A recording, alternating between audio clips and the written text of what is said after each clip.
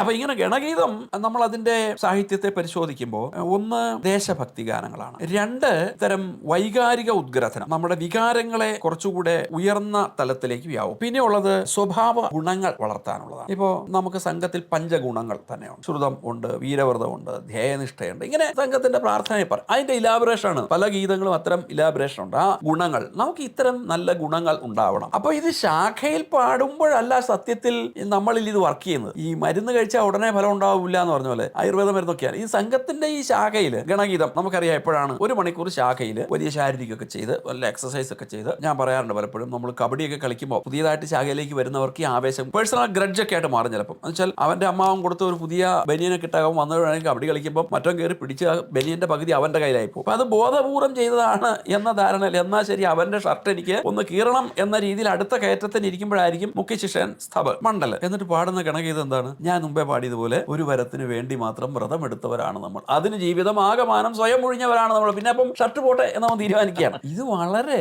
നമ്മൾ അറിയില്ല, സൂക്ഷ്മ ബോധത്തിലാണ് ഇത് ചെന്ന് കയറുന്നത്. അപ്പൊ നമ്മൾ നോക്കുമ്പോൾ ഇതൊരു പാട്ടാണ്. ആ പാട്ട്, അതിന്റെ സാഹിത്യം, ഇത് ഒരു വ്യക്തിയുടെ സൂക്ഷ്മബോധത്തിലേക്ക് കിടക്കുക, അവിടെ വ്യക്തി നിർമ്മാണം നടക്കുകയാണ്. ഇതാണ് സംഘത്തിന്റെ വ്യക്തി നിർമ്മാണം. ഇപ്പൊ സുഭാഷിതം, അമൃതവചനം, ഗണഗീതം, ഇതിനെല്ലാം ഓരോ ഉദ്ദേശമുണ്ട്. ഇതിലൂടെ എല്ലാം നടക്കുന്നത് വ്യക്തി നിർമ്മാണമാണ്. നമ്മൾ അറിയാതെയാണ് ഇത് നടക്കുന്നതെന്ന് മാത്രം.